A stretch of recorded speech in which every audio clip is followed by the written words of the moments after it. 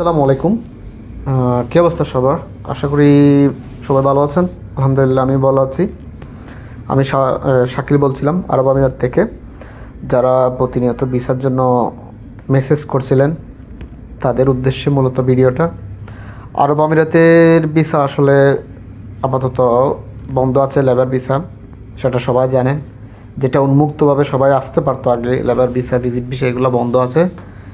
তো অনেকের প্রশ্ন কখন খুলবে, আসলে খোলার কোনো পসিবিলিটি এখন আপাতত নাই।